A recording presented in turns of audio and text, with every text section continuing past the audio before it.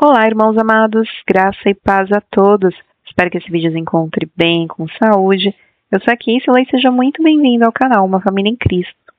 Hoje, para honra e glória do nosso Pai, faremos a leitura do 91º dia, seguindo com os livros de Deuteronômio, capítulo 18, versículo 1, ao capítulo 20, versículo 20. Livro de Lucas, capítulo 9, versículos 28 ao 50. Salmos, capítulo 73, versículos 1 ao 28 e Provérbios, capítulo 12, versículo 10. Antes de iniciarmos a leitura, vamos agradecer ao nosso Pai e pedir a direção para o estudo? Pai amado, graças te damos por tudo. Te agradecemos pelo teu amor, pelo teu cuidado, pelo teu provento. Te pedimos perdão pelos nossos pecados, pois somos totalmente dependentes de ti. Te pedimos que nesse momento o Espírito Santo de Deus nos dê a direção nessa leitura para que nós tenhamos o entendimento da tua palavra de acordo com a tua vontade. Que essa leitura venha aproximar a nossa vida da tua presença, Pai. Que assim seja em nome do Senhor Jesus Cristo. Amém. Livro de Deuteronômio, capítulo 18, versículo 1 ao capítulo 20, versículo 20. Os sacerdotes levitas e toda a tribo de Levi não terão parte nem herança em Israel. Comerão das ofertas queimadas ao Senhor e daquilo que lhes é devido. Não terão herança no meio de seus compatriotas. O Senhor é a herança deles, como Ele mesmo lhes prometeu. Será este, pois, o direito devido aos sacerdotes, da parte do povo, dos que oferecem sacrifício, seja gado ou rebanho. Devem dar ao sacerdote a espádua, as queixadas e o estômago. Vocês devem dar-lhes as primícias do cereal, do vinho e do azeite, e as primícias da tosquia das ovelhas. Porque o Senhor, o Deus de vocês, escolheu os levitas, e os filhos deles do meio de todas as tribos de Israel para ministrarem em nome do Senhor todos os dias. Se um levita que estiver morando em qualquer das cidades de todo Israel vier com todo o desejo da sua alma ao lugar que o Senhor escolheu e ministrar em nome do Senhor, o Deus de vocês, como fazem todos os outros levitas que ali ministram diante do Senhor, ele deverá receber a porção igual a dos outros levitas para comer, além das vendas de seu patrimônio. Quando vocês entrarem na terra que o Senhor seu Deus lhes der, não aprendam os costumes abomináveis daqueles povos.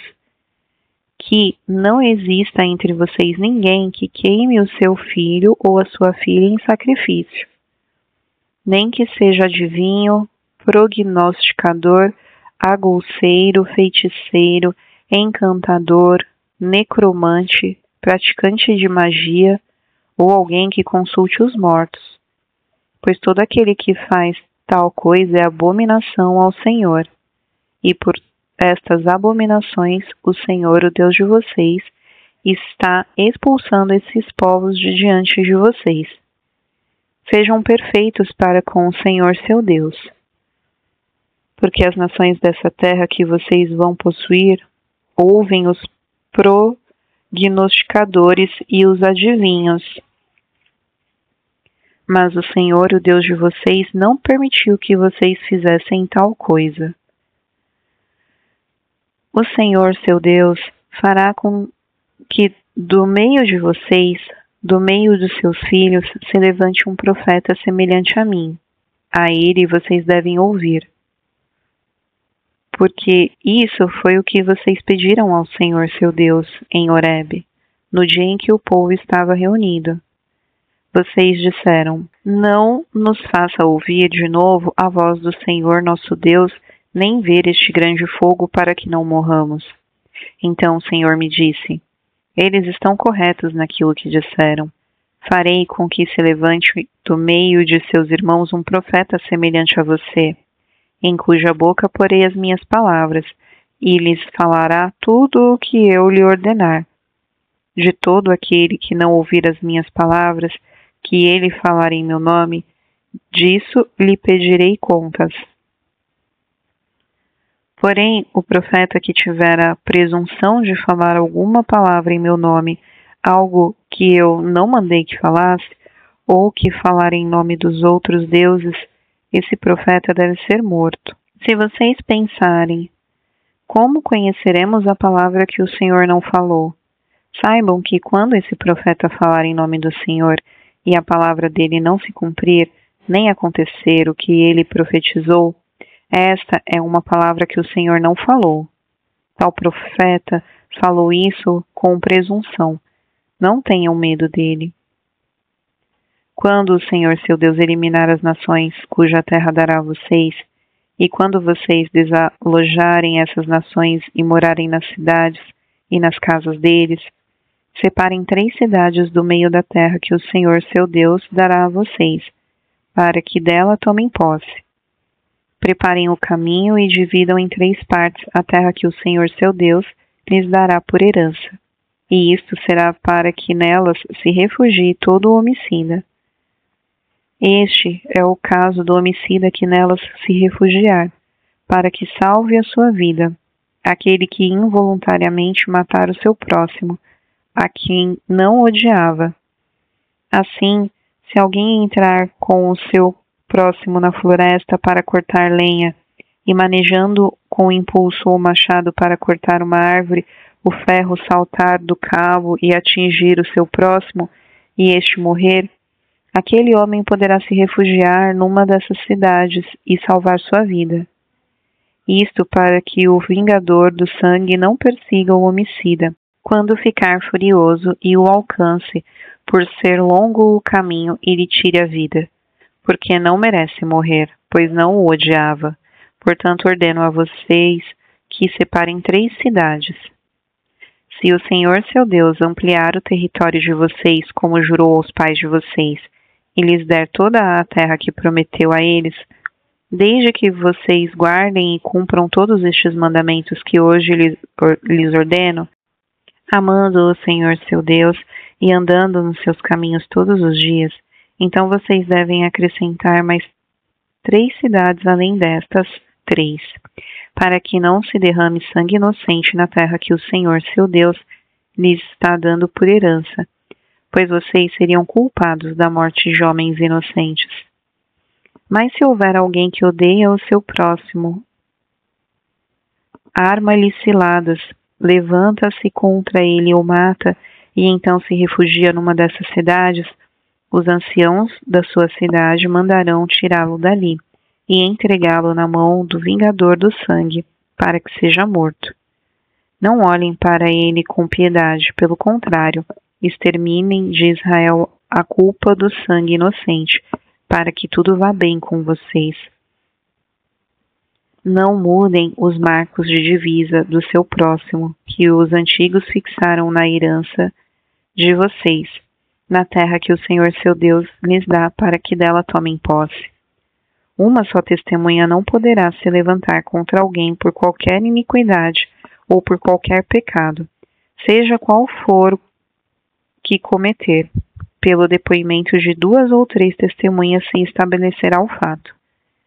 Quando se levantar testemunha falsa contra alguém, para o acusar de alguma transgressão, então os 2 homens que tiverem a demanda se apresentarão diante do Senhor, diante dos sacerdotes e dos juízes que houver daqueles dias, e os juízes examinarão o caso com cuidado, e se a testemunha for falsa e tiver testemunhado falsamente contra o seu irmão, receberá o castigo que tinha em vista para o seu irmão.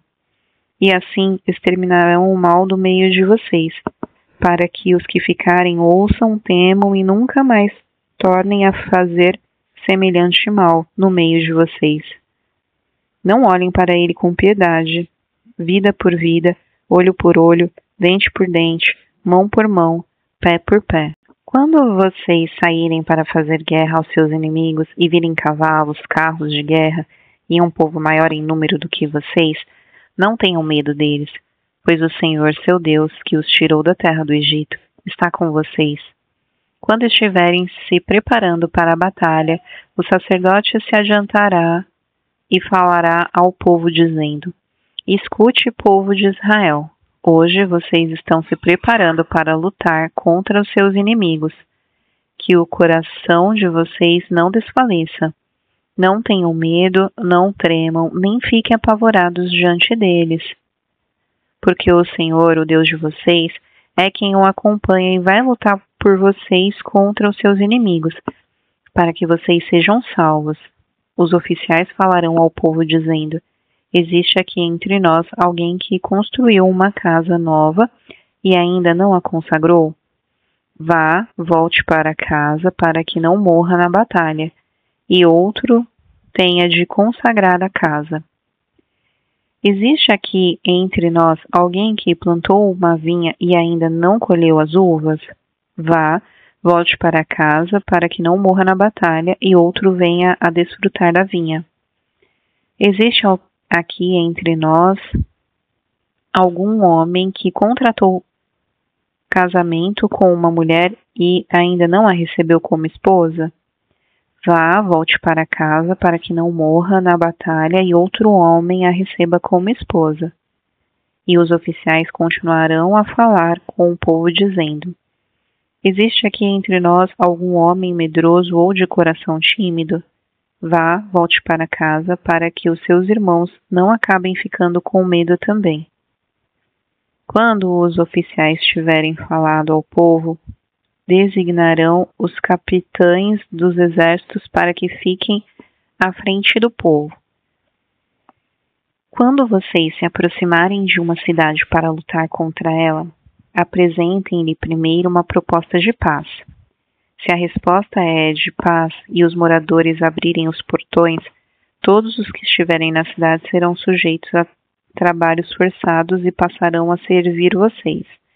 Porém, se eles não fizerem paz com vocês, mas declararem guerra, então vocês devem sitiar a cidade.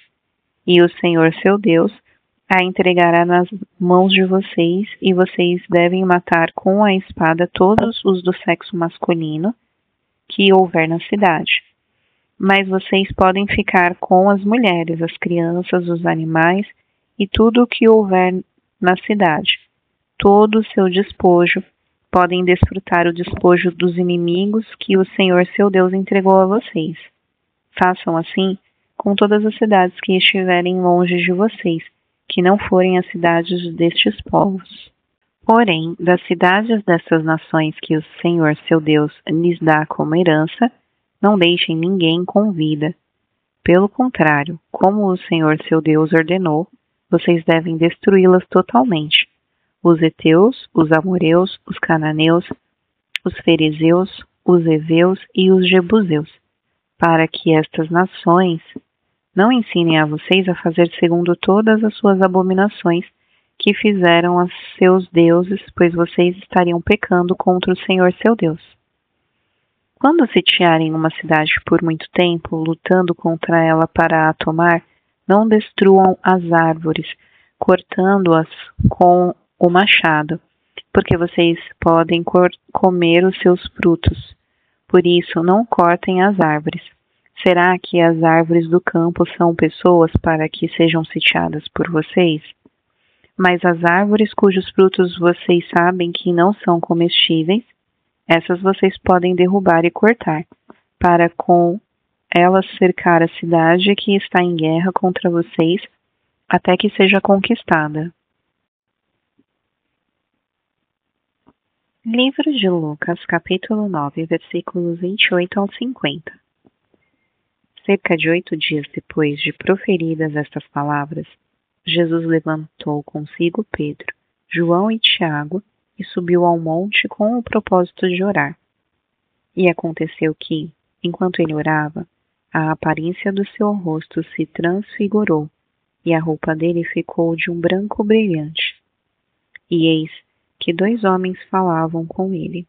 Eram Moisés e Elias, que apareceram em glória e falavam da morte de Jesus, que ele estava para cumprir em Jerusalém. Pedro e seus companheiros estavam caindo de sono, mas conservando-se acordados, viram a glória de Jesus e os 2 homens que estavam com ele. Quando eles começaram a se afastar de Jesus, Pedro lhe disse: Mestre, bom é estarmos aqui. Façamos 3 tendas para o Senhor, outra para Moisés e outra para Elias. Porém, Pedro não sabia o que estava dizendo. Enquanto assim falava, veio uma nuvem e os envolveu, e ficaram com medo ao entrar na nuvem. E dela veio uma voz que dizia: Este é o meu filho, o meu eleito, e escutem o que ele diz. Depois daquela voz, perceberam que Jesus estava sozinho. Eles ficaram calados, e naqueles dias não contaram nada a ninguém a respeito do que tinham visto. No dia seguinte, quando eles desceram do monte, uma grande multidão veio ao encontro de Jesus. E eis que do meio da multidão surgiu um homem dizendo em voz alta: Mestre, peço que o Senhor olhe o meu filho, porque é o único que tenho. Um espírito se apodera dele, e de repente o menino grita, e o espírito o convulsiona até espumar, e dificilmente o deixa, depois de o ter maltratado. Pedi aos seus discípulos que o expulsassem, mas eles não puderam. Jesus exclamou: Ó geração incrédula e perversa, até quando estarei com vocês e terei de suportá-los? Traga o seu filho aqui. Quando o menino estava se aproximando, o demônio o tirou no chão e o convulsionou, mas Jesus repreendeu o espírito imundo, curou o menino e o entregou ao Pai. E todos ficaram maravilhados com a majestade de Deus. Como todos estavam admirados com tudo o que Jesus fazia, ele disse aos seus discípulos: Prestem bem atenção nas seguintes palavras: O Filho do Homem está para ser entregue nas mãos dos homens. Eles, porém, não entendiam isso e lhes foi encoberto para que não compreendessem, e temiam fazer perguntas a Jesus a respeito desse assunto. Surgiu entre os discípulos uma discussão sobre qual deles seria o maior. Mas Jesus, sabendo o que se passava no coração deles, pegou uma criança, colocou-a junto de si e lhes disse: Quem receber essa criança em meu nome, é a mim que recebe.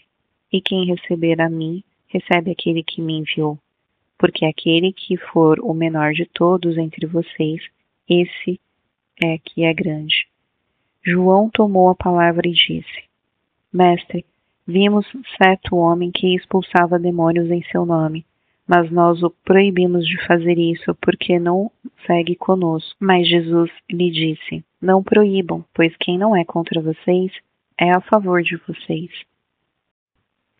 Livro de Salmos, capítulo 73, versículos 1 ao 28. Salmo de Asaf.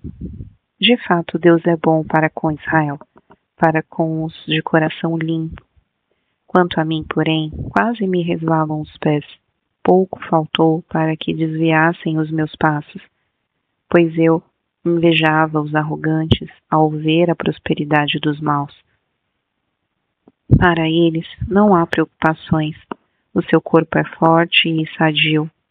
Não partilham das canseiras dos mortais, não são afligidos como os outros. Por isso a soberba os cinge com um colar, e a violência os envolve como um manto. Os olhos saltam-lhes de tanta gordura, do coração deles brotam fantasias. Zombam e falam com maldade, falam da opressão com arrogância. Abrem a boca para falar contra os céus, e a língua deles percorre a terra. Por isso o seu povo se volta para eles e os temem por fonte da qual bebe com avidez. Eles dizem: Como Deus ficará sabendo? Por acaso o Altíssimo tem algum conhecimento? Eis que estes são os ímpios e, sempre tranquilos, aumentam as suas riquezas. Com certeza foi inútil conservar puro o meu coração e lavar as minhas mãos na inocência, pois o dia inteiro sou afligido e cada manhã sou castigado. Se eu tivesse pensado em falar tais palavras, Já aí teria traído a geração dos teus filhos, ó Deus. Em só refletir para compreender isso, achei que a tarefa era pesada demais para mim. Até que entrei no santuário de Deus e descobri qual seria o fim deles. Tu certamente os pões em lugares escorregadios e os fazes cair na destruição, como são destruídos num instante. São totalmente aniquilados de terror. Como acontece com o sonho quando alguém acorda, assim, ó Senhor, ao despertares, desprezarás a imagem deles. Quando o meu coração estava cheio de amargura e o meu íntimo se comoveu, eu estava embrutecido e sem entendimento. Era como um animal diante de ti. No entanto, estou sempre contigo. Tu me seguras pela minha mão direita. Tu me guias com o teu conselho e depois me recebes na glória. Quem tenho eu no céu além de ti? E quem poderia eu querer na terra além de ti? Ainda que a minha carne e o meu coração desfaleçam, Deus é a fortaleza do meu coração e a minha herança para sempre. Os que se afastam de ti certamente perecerão. Tu destróis todos os que são infiéis para contigo. Quanto a mim, bom é estar perto de Deus. Faço o Senhor Deus o meu refúgio, para proclamar todas as suas obras. Livro de Provérbios, capítulo 12, versículo 10. O justo cuida dos seus animais, mas o coração dos ímpios é cruel. Irmãos amados, aqui finalizamos mais um dia da nossa leitura e é um prazer ler as Escrituras para vocês. Eu os espero amanhã para o nosso próximo estudo. Que vocês tenham um ótimo dia, um beijo e que Deus os abençoe.